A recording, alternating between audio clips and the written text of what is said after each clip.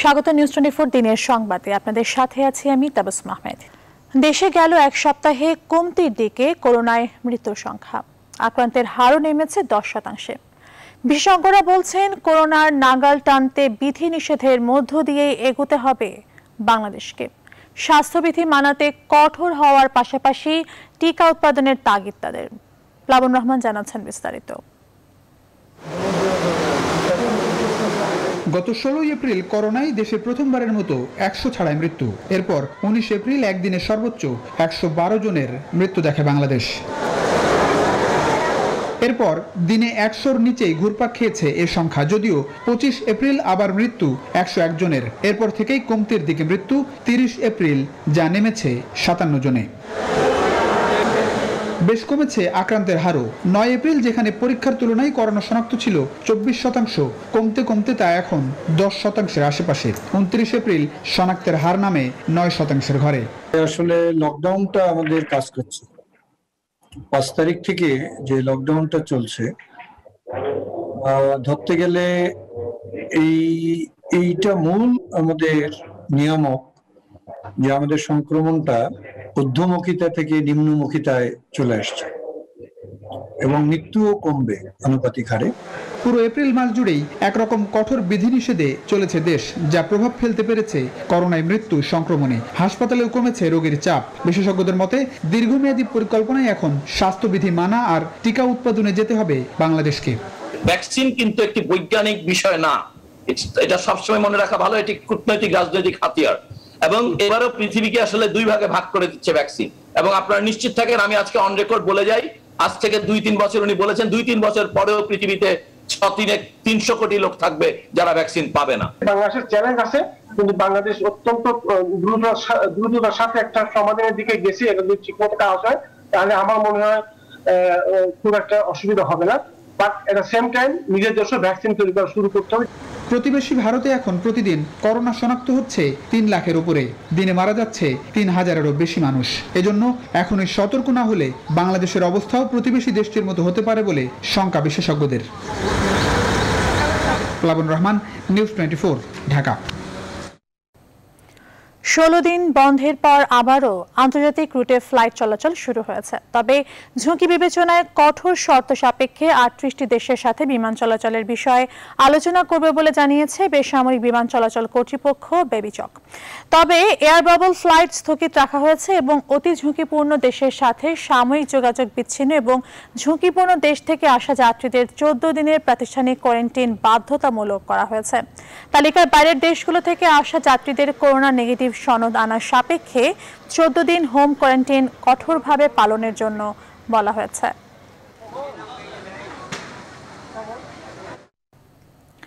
Corona সংক্রমণ রোধে সরকার ঘোষিত দ্বিতীয় দফার সর্বাত্মক লকডাউনের কিছুই মানছে না মানুষ। পথে পথে পুলিশের চেকপোস্ট ও সব ধরনের কঠোরতা উপেক্ষা করে পথে পথে বাড়ছে ভিড়।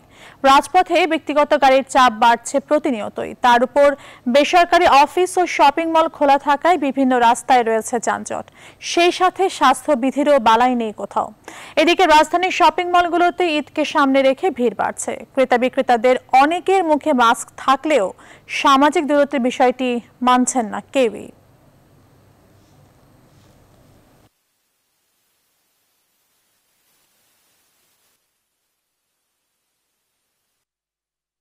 গণপরিবহনে সব লকডাউন, আর মনে করেন যে বিষ খাওয়ার টাকা জনগণের দেওয়া শ্রমিকদের নাই। কোনো রকম একবেলা খাই 2 বেলা খায় না, এইভাবে চলতেছে, এইভাবে বেশি রয়েছে। চাঁদনি চকে আসা হইলো, এখানে সব ধরনেরই কোয়ালিটি পাওয়া যায় এবং মোটামুটি ভালো, এটার জন্য আর কি আসা। কাস্টমার যেরকম আছে বেচা কিনা ওরকম নাই, শুধু কাস্টমারই আছে। ঢিলেঢালা লকডাউনের মধ্যে শপিং মলগুলো রয়েছে খোলা। এর মধ্যে ঈদের সময় ঘনিয়ে আসা রাজপথে বাড়ছে ভিড়ও। দর্শক, এই বিষয়ে বিস্তারিত জানাতে রাজধানীর মহাখালী থেকে যুক্ত হচ্ছেন সহকর্মী আরিফিন শাকিল। শাকিল, লকডাউন যে চলছে, বিধিনিষেধ কি মানা হচ্ছে কিনা, আদৌ মানুষ মানছেন কিনা, রাজপথের চিত্র কেমন দেখছেন?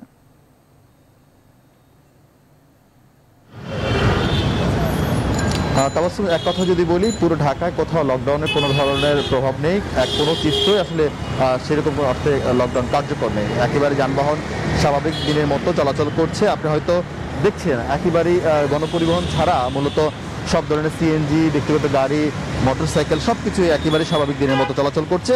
যেহেতু আজকে শনিবার, সুতরাং গাড়ির চাপ অনেকাংশই কম, কারণ অনেক অফিসেই বন্ধ, যার ফলে রাস্তায় খুব বেশি গাড়ির চাপ নেই। তবে আজকে কিছুক্ষণ আগে সেতুমন্ত্রী ওবায়দুল কাদের বলেছেন দূরপাল্লার বাস অর্থাৎ গণপরিবহন চালু হওয়ার বিষয়ে সরকার দ্রুতই সিদ্ধান্ত নিচ্ছে বলে তিনি জানিয়েছেন। এমন খবরে কিন্তু বাস টার্মিনালগুলোতে যারা শ্রমিকরা রয়েছেন তারা এই সরকারের এই বক্তব্য সিদ্ধান্তে তারা স্বাগত জানাচ্ছেন। এর আগে গাবতলী ছিল, মহাখালী, সায়দাবাদ সব জায়গায় আসলে যারা গণপরিবহন চালক এবং সহযোগীরা থাকেন তারা বলছিলেন যে গত এক মাসে তারা আসলে মানবত জীবনযাপন করছেন, কারণ যানবাহন চলাচল না হওয়ার ফলে তাদের আয় কমে গেছে এবং যে মালিকদের পক্ষ থেকে যে খাবার তাদেরকে দেওয়া হয় আসলে সেখানে তাদের পরিবারের যে ভরণ পোষণ সেটা অনেকাংশে কঠিন এবং অনেকাংশে সম্ভব হয় না। ফলে তারা বলছিলেন, তার আগে বারবার বলছিলেন যেন এই ঈদের আগে গণপরিবহন চালু করে দেওয়া হয়, যার ফলে তারা ঈদটা ঠিকঠাকভাবে পালন করতে পারেন।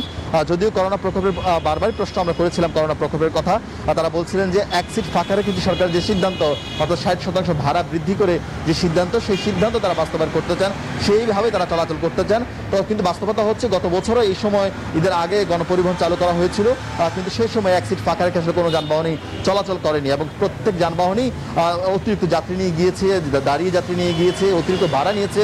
সব মিলে যারা বাড়ি গিয়েছেন তাদেরকে অতিরিক্ত ভাড়া এবং অতিরিক্ত ভোগান্তি নিয়ে তাদেরকে আসলে বাড়ি যেতে হয়েছে। ফলে এবার যদি গণপরিবহন চালু হয় ঈদের আগ মুহূর্তে, আসলে এই যে সরকারি বিধিনিষেধ এবং সেই বিধিনিষেধ কথা পালন করা হবে সেই বিষয়ে আসলে সাধারণ মানুষ অনেক বেশি উদ্বিগ্ন। তাবাসসুম। শাকিল, আপনাকে অসংখ্য ধন্যবাদ। দর্শক, লকডাউনের খবর জানাতে আমাদের সাথে সহকর্মী আরিফিন শাকিল যুক্ত হয়েছিলেন মহাখালী থেকে। আওয়ামী লীগের সাধারণ সম্পাদক এবং সড়ক পরিবহন ও সেতুমন্ত্রী ওবায়দুল কাদের জানিয়েছেন, লকডাউনের পর জনস্বার্থের কথা বিবেচনায় রেখে সরকার ঈদকে সামনে রেখে গণপরিবহন চালুর ব্যাপারে চিন্তা ভাবনা করছে। আন্দোলন বিক্ষোভে না গিয়ে পরিবহন মালিক শ্রমিকদের ধৈর্য ধরারও আহ্বান জানান তিনি। ওবায়দুল কাদের আজ সকালে তাঁর সরকারি বাসভবনে নিয়মিত ব্রিফিংয়ে এসব আহ্বান জানান। সরকার ঈদ ও রমজানের কথা বিবেচনা করে এবং শ্রমজীবী মানুষ যারা দোকানপাট, শপিং মলে কাজ করেন তাদের কথা চিন্তা করেই ইতিমধ্যেই লকডাউন শিথিল করেছে বলেও জানান সড়ক পরিবহন ও সেতুমন্ত্রী। সামনে রেখে জনস্বার্থের কথা বিবেচনা রেখে সরকার গণপরিবহন চালুর ব্যাপারেও চিন্তা ভাবনা করছে। বাংলাদেশে পরিবহন শ্রমিক ভাইদের আপাতত ধৈর্য ধরার আহ্বান জানাচ্ছি। আজ মহান মে দিবস। অধিকার আদায়ে 100 বছরের সংগ্রামেও বঞ্চিত শ্রমজীবীরা। বৈশ্বিক মহামারীতে শ্রমিকের সেই বঞ্চনা যেন আরো প্রকট হয়ে উঠেছে। দেশে দেশে লকডাউনে কর্মহীন হয়ে পড়েছে লাখ লাখ শ্রমিক। বাংলাদেশেও বাড়ছে বেকারের সংখ্যা। দিবসটি উপলক্ষে পৃথক বাণী দিয়েছেন রাষ্ট্রপতি মোহাম্মদ আব্দুল হামিদ এবং প্রধানমন্ত্রী শেখ হাসিনা। তারা বলেছেন, করোনার ভয়াল পরিস্থিতি মোকাবেলায় সরকার শ্রমজীবী মানুষের পাশে আছে। বিস্তারিত ফখরুল ইসলামের প্রতিবেদনে। নাজমা সোনিয়াদের হাতে বোনা এই জামদানি শাড়ি মানভেদে বাজারে বিক্রি 15 থেকে 50,000 টাকা। নিজের তাঁত, নিজের শ্রমে তাদের ভাগ্যে জোটে মোটে 4.5 থেকে 6,000 টাকা। এখানেও মধ্যস্বত্বভোগীদের জাতাকলে ন্যায্যতা বঞ্চিত শ্রম। আমরা মাই যে এই ভাই 4,500 আমি পয়সা আছে, আমি অধিকার কেরাই দিব। আমি এর দূরে অধিকার গরিব মানুষ খালি কাম করবো আর খামো। জামদানির কাজ করি 15 বছর ধরে, মাসে 4,500 টাকা পাই। রূপগঞ্জ জামদানি পল্লীর সব শ্রমিকের গল্পই সালমা সোনিয়াদের রূপান্তর। জামদানি শ্রমিক রুবেলের জীবনে মহামারীর প্রভাব যেন আরো বেশি স্পষ্ট। করোনা আসলো, লকডাউন দিল, তা ওইখান থেকে আমরা যে ক্ষতির মুখোমুখি হয়েছি, এই ক্ষতির টেনে বাকি আরো 2-3 বছরে, 1 বছরের এই লকডাউনে উঠতে পারবো কিনা সন্দেহ। অর্থনীতির চালিকা শক্তি এই শ্রমিকরা ন্যায্য মজুরির দাবিতে এখনো সোচ্চার। একই সঙ্গে ভাইরাসের থাবায় আরো বিপর্যস্ত করে তুলেছে তাদের জীবন। তাই বিশ্লেষকরা বলছেন, শ্রমিকদের ন্যায্য মজুরি নিশ্চিত করা গেলে মাথা তুলে দাঁড়াবে দেশের অর্থনীতি। করোনায় অচল পৃথিবীতে সচল নেই শিল্প শ্রমিকের জীবন। লকডাউন আর নানা বিধিনিষেধে প্রাপ্ত মজুরিটুকুও মেলা দায়। শ্রমের তুলনায় আমরা প্রকৃত মজুরি পায় না। অধিকার শুধু খাতার মধ্যেই মনে লেখা থাকে বাংলাদেশ, এর বাইরে অধিকারের সরটাও মনে কোনো শ্রমিকে আজও পর্যন্ত কইতে পারতো না যে পাইছে। মহামারীতে ভীষণ বিপাকে খেটে খাওয়া মানুষ, নিত্যদিনের কাজ যেমন নেই তেমনি পাল্লা দিয়ে বাড়ছে ছাঁটাইও। এমন ভয়াবহ বিপর্যয়ে শ্রমিকের বঞ্চনা আরও প্রকট হচ্ছে বলে মত অর্থনীতিবিদদের। বেশিরভাগ শ্রমিকরাই এখানে তাদের কোনো অধিকার নেই, কাজ করলে বেতন বা মজুরি পায়, কাজ না করলে কিছুই পায় না। 2 বছর পার হয়ে গেল, মানে 2টো মে দিবস পার হয়ে গেল, কিন্তু শ্রমিকদের যে বঞ্চনা সেটা কিন্তু প্রকটিত হচ্ছে। 1886 সালের 1 মে যুক্তরাষ্ট্রের শিকাগো শহরে কাজের 8 ঘন্টার দাবিতে পথে নামেন শ্রমিকরা। দাবি পূরণে সে আন্দোলনে বুকের রক্ত ঝরে শ্রমিকদের, যার বিনিময়ে বিশ্বজুড়ে মেলে দৈনিক 8 ঘন্টা কাজের স্বীকৃতি। সেই থেকে প্রতি বছর 1 মে আন্তর্জাতিক শ্রমিক দিবস হিসেবে পালন করে আসছে বিশ্ব। 2 বছর ধরে চলা মহামারীর এই কঠিন প্রেক্ষাপটে আন্তর্জাতিক শ্রম সংস্থা আইএলওর আশঙ্কা, মহামারীতে সৃষ্ট অর্থনৈতিক সংকটে ঝুঁকিতে পড়বে বিশ্বের প্রায় 160 কোটি শ্রমিকের জীবন। এজন্য এমন দুর্দিনে সরকারের পাশাপাশি অন্যান্যদেরও পাশে থাকার তাগিদ অর্থনীতিবিদদের। ফখরুল ইসলাম, নিউজ 24, ঢাকা। করোনা মহামারীর সময়কালে শ্রমিকদের জন্য রেশনিং চালুর দাবি জানিয়েছেন নজরুল ইসলাম খান। শনিবার মহান মে দিবস উপলক্ষে জাতীয়তাবাদী শ্রমিক দলের এক সমাবেশে বিএনপির স্থায়ী কমিটির সদস্য এই দাবি জানান। বলেন, সবসময় যদি নাও হয়, করোনার মতো দুর্যোগকালে শ্রমজীবী মানুষের জন্য রেশনিং ও ন্যায্য মূল্যের দোকান করা উচিত, যাতে করে তারা তাদের সীমিত আয়ের মধ্যে পরিবার পরিজন নিয়ে জীবনযাপন করতে পারে।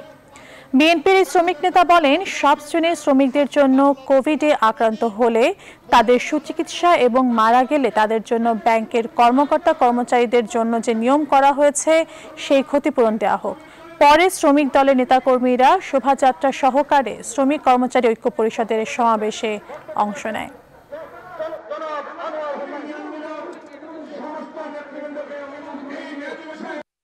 মে দিবসের সমাবেশ থেকে দাবি করছি যে সব শ্রমিক কর্মচারীদের জন্য কোভিডে আক্রান্ত হলে তাদের সুচিকিৎসা এবং খোদা না করুন তারা ইন্তেকাল করলে তাদের ব্যাংকের কর্মচারীদের জন্য, ব্যাংকের অফিসারদের জন্য যে নিয়ম করা হয়েছে সেই পরিমাণ ক্ষতিপূরণ দেওয়া হোক। সব সময় যদি নাও হয়, অন্তত করোনার মতো দুর্যোগকালে শ্রমজীবী মানুষের জন্য রেশনিং এবং ন্যায্য মূল্যের দোকান করা উচিত, যাতে করে তারা তাদের সীমিত উপার্জনের মধ্যে পরিবার পরিজন নিয়ে জীবন যাপন করতে পারে। পুঁজিবাজারে ব্যাংকের বিনিয়োগ বাড়াতে এবার নতুন পথে হাঁটছে নিয়ন্ত্রক সংস্থা বিএসইসি। কোনো ব্যাংককে পাবলিক মার্কেটে তালিকাভুক্ত হতে হলে আগে 200 কোটি টাকা বিনিয়োগ করতে হবে পুঁজিবাজারে। শুধু তাই নয়, ইতিমধ্যে তালিকাভুক্ত ব্যাংকগুলোর বিনিয়োগ বাড়াতেও কাজ করছে নিয়ন্ত্রক সংস্থা। বিশেষজ্ঞরা বলছেন, এটি বাস্তবায়ন হলে তারল্য সংকট কেটে যাবে পুঁজিবাজারে। সুলতান আহমেদ জানাচ্ছেন বিস্তারিত। আর্থিক খাতের সাথে সরাসরি সম্পৃক্ত পুঁজিবাজার। শক্তিশালী পুঁজিবাজার গড়ে তুলতে বিশ্বব্যাপী ভূমিকা রাখতে দেখা যায় ব্যাংক খাতকে। তবে 2010 সালের বড় পতনের পর পুঁজিবাজারে বিনিয়োগ করতে অনেকটাই অনাগ্রহী ব্যাংকগুলো।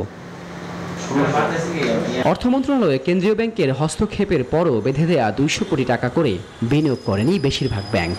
হিসেব বলছে, চলতি বছরের ফেব্রুয়ারি পর্যন্ত 25টি ব্যাংকের পুঁজিবাজারে মোট বিনিয়োগ দাঁড়িয়েছে 4000 কোটি টাকার কিছুটা বেশি। আমরা জানি অনেক তফসিলি ব্যাংকে তারল্য আছে এবং এখানে বাংলাদেশ ব্যাংক একটা সুবিধা দিয়েছে। আমি আহ্বান জানাবো ব্যাংকগুলোকে, তারা যেন আমাদের এই পুঁজিবাজারে তাদের যে বিনিয়োগ করার কথা সেটা তারা যেন করেন। শুধু তাই নয়, দেশের মোট 61টি তফসিলি ব্যাংকের মধ্যে 31টি এখন পুঁজিবাজারে তালিকাভুক্ত। 12 বছর পর সম্প্রতি পুঁজিবাজারে তালিকাভুক্ত হয়েছে এনআরবিসি ব্যাংক। এরই মধ্যে নতুন প্রজন্মের কয়েকটি ব্যাংকও অপেক্ষা করছে তালিকাভুক্ত হতে। তবে নিয়ন্ত্রক সংস্থা বিএসইসি বলছে, তালিকাভুক্ত হওয়ার আগে কেন্দ্রীয় ব্যাংক ঘোষিত 200 কোটি টাকা ন্যূনতম বিনিয়োগ থাকতে হবে পুঁজিবাজারে। বাংলাদেশ ব্যাংকের নির্দেশনা এবং এটাকে সংযুক্ত করতে চাই আমরা। তারা এই 200 কোটি টাকা যেন মার্কেটে দিয়ে তারপরে আসে। যারা অলরেডি হয়ে গেছে আজ থেকে 5, 7, 10, 25 বছর আগে, তাদেরকে আমরা মনিটর করছি। বিশেষজ্ঞরা বলছেন ব্যাংকগুলোকে পুঁজিবাজারমুখী করতে এটি ভালো উদ্যোগ। যেটা সিকিউরিটি এক্সচেঞ্জ কমিশন করছে যে মিনিমাম 200 কোটি টাকা ইনভেস্টমেন্ট তাদেরকে অবশ্যই ক্যাপিটাল মার্কেটে থাকতে হবে। এতে যেটা হবে যে ক্যাপিটাল মার্কেটে যে লিকুইডিটি ক্রাঞ্চ যেটা আছে সেই লিকুইডিটি ক্রাঞ্চটা কিন্তু থাকবে না, ইনস্টিটিউশনাল ইনভেস্টমেন্ট কিন্তু অনেক বাড়বে। এদিকে লকডাউনেও ইতিবাচক দেশের পুঁজিবাজার। গেল 1 মাসের ব্যবধানে ডিএসসিতে বাজার মূলধন বেড়েছে প্রায় 12,000 কোটি টাকা। সুলতান আহমেদ, নিউজ 24, ঢাকা। এবার সারা সৌজন্যে ঈদ বাজারের খবর।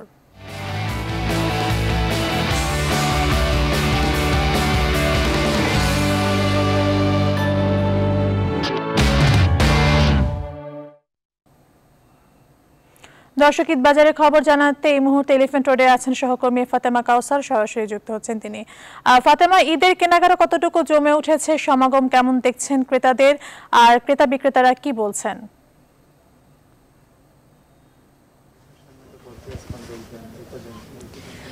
তাবাসসুম, তার আগের সংবাদে আমরা যেমনটি রাজধানী চাঁদনী চক থেকে যুক্ত হয়েছিলাম, আপনি দেখেছেন সেখানে আসলে অনেক মানুষের সমাগম আমরা দেখেছি, ক্রেতা বিক্রেতার সমাগম দেখেছি। যদিও বিক্রেতারা বলছিলেন যে যে পরিমাণ ক্রেতার সমাগম হচ্ছে সেই পরিমাণ বিক্রি তাদের হচ্ছে না, এবং জানেন যে চলমান যে লকডাউন রয়েছে, গণপরিবহন বন্ধ রয়েছে, সেজন্য আসলে বিক্রি অনেকটাই কম। আমি এলিফ্যান্ট রোডের এলিট লাইফস্টাইল ফ্যাশন যেটি রয়েছে সেখানে রয়েছে। এখানে লোক সমাগম, তারা বলছিলেন যে প্রতি বছর যে পরিমাণ ঈদের সময়টাতে তাদের সবচেয়ে বেশি বিক্রি হয়, কিন্তু এই বছর আসলে সেই অর্থে বিক্রিটা অনেকটাই কম। আমি যে কর্ণধার রয়েছেন তার সাথে একটু জানতে চাই কি পরিমাণ বেচা বিক্রি হচ্ছে এবার। আমাদের বেচা কিনা খুবই কম হচ্ছে, গণপরিবহন বন্ধ থাকাতে, লকডাউন থাকাতে এবং করোনা পরিস্থিতি খারাপ হওয়াতে কাস্টমার আমাদের আশানুরূপ তো আসছেই না, একদমই কম, যেটা বলার মতো না। অনেক ক্ষয়ক্ষতির শিকার। জি জি, আমরা যে পরিমাণ প্রস্তুতি নিয়েছিলাম, আমরা হিউজ লেটেস্ট কালেকশন ইম্পোর্ট করেছিলাম, আমাদের সব কিছু আটকে গিয়েছে। আমাদের প্রস্তুতির তুলনায় আমাদের 10%ও বিক্রি হচ্ছে না।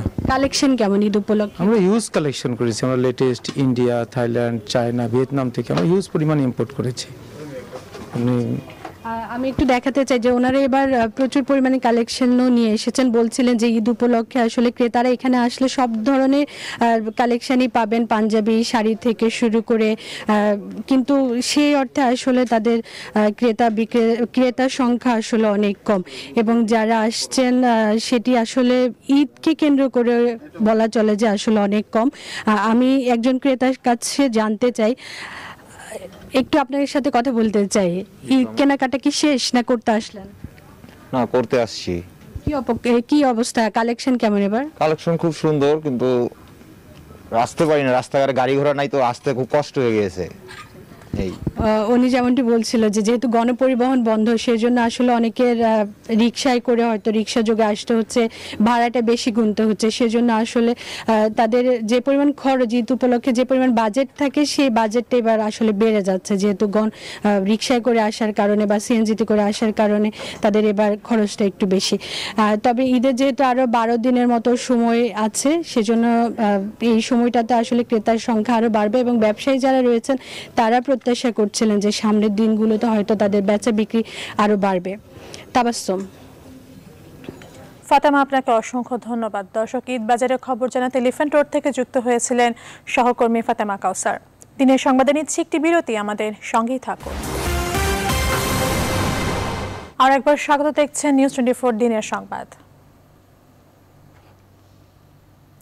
আন্তর্জাতিক প্রসঙ্গ। করোনার ভয়াবহ প্রকোপে ক্রমেই যেন মৃত্যুপুরীতে পরিণত হচ্ছে ভারত। প্রতিদিনই রোগী শনাক্তের রেকর্ড করছে দেশটি, লাগাম টানা যাচ্ছে না মৃত্যুতেও। গেল দিনও দেশটিতে 4 লক্ষাধিক মানুষ ভাইরাসটিতে আক্রান্ত হয়েছেন, প্রাণ হারিয়েছেন 3,500-এর বেশি। এই পরিস্থিতিতে মোদী সরকারের কাছে সাহায্যের বার্তা পাঠিয়েছে চীন, সহায়তায় প্রস্তুত জাতিসংঘ। তবে আপাতত ভারতীয়দের জন্য যুক্তরাষ্ট্র দরজা বন্ধের কথা জানিয়েছে ওয়াশিংটন। আসমাতুলির desk report.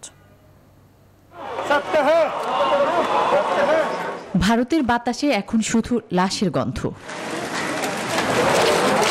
হাসপাতালগুলোর সামনে সারি সারি মরদেহ, পাশে স্বজনহারাদের করুণ আর্তনাদ। এই চিত্র চোখে না দেখলে বিশ্বাস করা কঠিন। সবখানেই এখন শুধু অক্সিজেনের জন্য করুণ আরতি। তবু মিলছে না প্রাণ রক্ষার জন্য সামান্য অক্সিজেন। তাই তো আরো দীর্ঘ হচ্ছে দৈনিক মৃত্যুর তালিকা। এখানে অনিয়মের আখড়া দেখছি আমি। অক্সিজেন সিলিন্ডার দেবার কথা বলেও ওরা আর দেয়নি। আমার বাবা শেষ পর্যন্ত মৃত্যুর কোলে ঢলে পড়ল।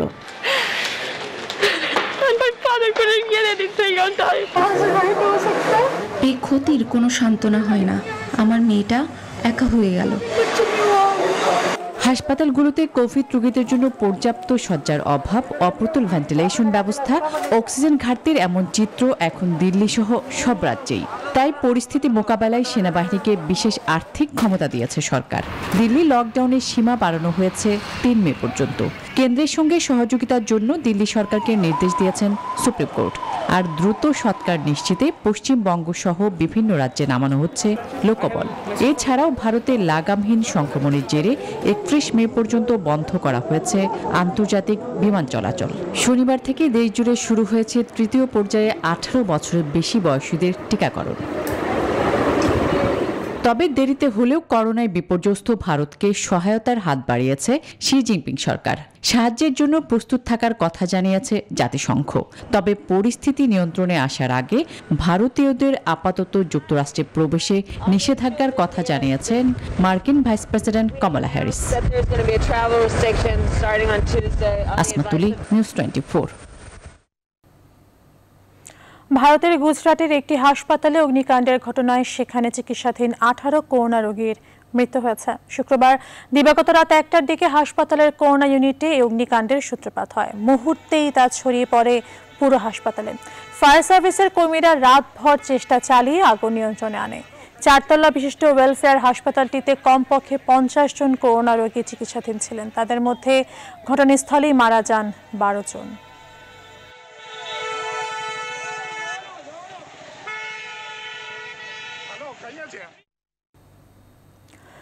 বিশ্বজুড়ে করোনার সংক্রমণ বেড়েই চলেছে। গেল 24 ঘন্টায় আরো 8,73,000 সংক্রমিত এবং 14,300 প্রাণহানি হয়েছে। এ নিয়ে মোট সংক্রমণ 15,20,00,000 ছাড়িয়েছে। মৃত্যু গড়িয়েছে 31,93,000-এ। মহামারী এই ভাইরাসটিতে সবচেয়ে বিপর্যস্ত ভারত। এরপরই করোনার নাকাল ব্রাজিল। দেশটিতে গেল দিনও প্রায় 3,000 মৃত্যু ও 73,000 রোগী শনাক্ত হয়েছে। যুক্তরাষ্ট্রে 60,000 আক্রান্ত এবং 784 জনের প্রাণ গেছে। দক্ষিণ এশিয়ার সংক্রমণ বৃদ্ধি পাওয়ায় বাংলাদেশ, নেপাল, শ্রীলঙ্কা ও পাকিস্তানের ওপর ভ্রমণ নিষেধাজ্ঞা দিয়েছে সিঙ্গাপুর। এদিকে জরুরি ব্যবহারের জন্য বিশ্ব স্বাস্থ্য সংস্থার ছাড়পত্র পেয়েছে মডার্নার টিকা।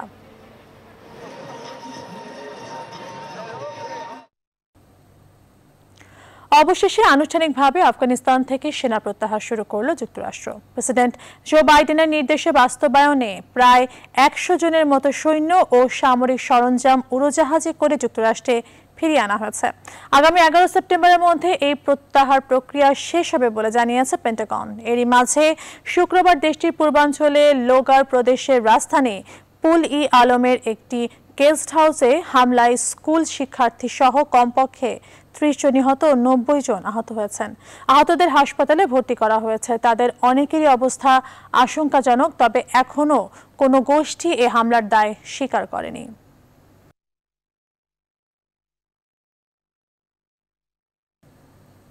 নিচ্ছি আরেকটি বিরতি, সঙ্গেই থাকুন। আর একবার স্বাগত নিউজ 24 দিনের সংবাদে। রমজান মাসে সারাদিন সিয়াম সাধনার পর রোজদারদের সবচেয়ে আনন্দের মুহূর্ত ইফতারের সময়। সময়ের বিবর্তনে মুসলিম প্রধান দেশগুলোতে ইফতার এখন উৎসবে পরিণত হয়েছে। ইফতারের আইটেম নিয়ে সারা বিশ্বে রয়েছে ভিন্নতা। রোজার মাস জুড়ে মুসলিমদের ঘরে ঘরে থাকে নানা রকম মজাদার আর ঐতিহ্যবাহী খাবারের সমাহার। বাংলাদেশে যেমন বিখ্যাত চকবাজারের ইফতার, তেমনি বিশ্বের নানা দেশে রয়েছে নানা রকম জনপ্রিয় ইফতার।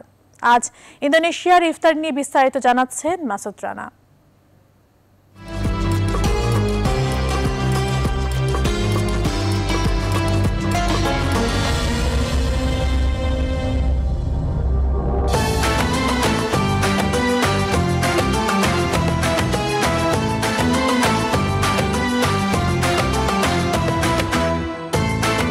বিশ্বে সবচেয়ে বেশি মুসলমানের বাস ইন্দোনেশিয়ায়। বর্তমানে ২৬ কোটিরও বেশি জন অধ্যুষিত দেশটি, যার ৯০% মুসলমান।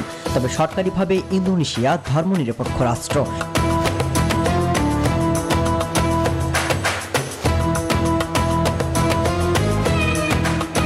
দেশটিতে অত্যন্ত গুরুত্বের সঙ্গে পবিত্র রমজান মাসের সিয়াম সাধনা করা হয়, যার শুরু হয় মূলত মাহে রমজানের চাঁদ দেখার আগে থেকেই।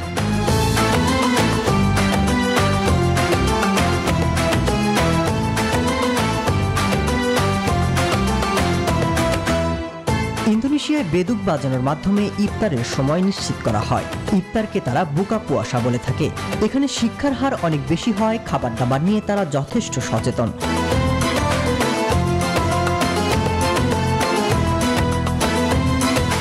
তাদের ইফতারে ফল এবং ফলের রস থেকে তৈরি শরবত প্রাধান্য পায়। থাকে বিভিন্ন ধরনের ফ্রুট ককটেল।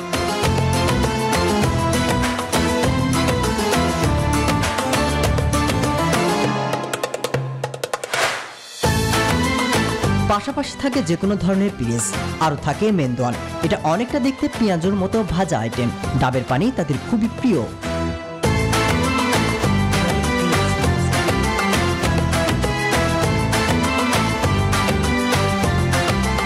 একটু ভারী খাবারের মধ্যে থাকে সেদ্ধ চাউল দিয়ে তৈরি খাবার, সামুদ্রিক মাছ, সবজি, গরুর মাংসের আইটেম ইত্যাদি। এছাড়া তারা এ সময় স্থানীয় সাধুদের কবর জিয়ারত করে এবং বিভিন্ন আঞ্চলিক খাদ্য গ্রহণ করে ইফতার করে।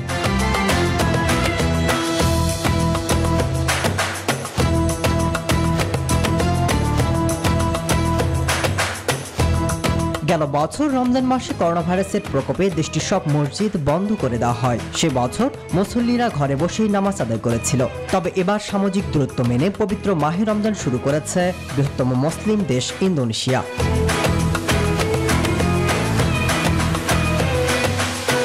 মাসুদ রানা, নিউজ 24। এবার ফার্স্ট সিকিউরিটি ইসলামী ব্যাংক অর্থ বাণিজ্যের সংবাদ।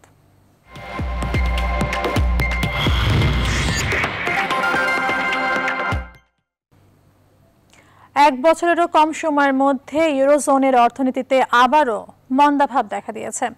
ধীর টিকাদান কার্যক্রম এবং পুনরায় লকডাউনের জেরে চলতি বছরের প্রথম প্রান্তিক জানুয়ারি থেকে মার্চ পর্যন্ত এই অঞ্চলের অর্থনীতি আগের বছরের একই সময়ের তুলনায় আবারও সংকুচিত হয়েছে। বছরের প্রথম ৩ মাসে যুক্তরাষ্ট্রের অর্থনীতি ৬.৪% বেড়েছে। চীনের অর্থনীতি বৃদ্ধি পেয়েছে রেকর্ড 18.3%। সেখানে সংকোচনের মুখোমুখি হয়েছে ইউরোজোনের অর্থনীতি।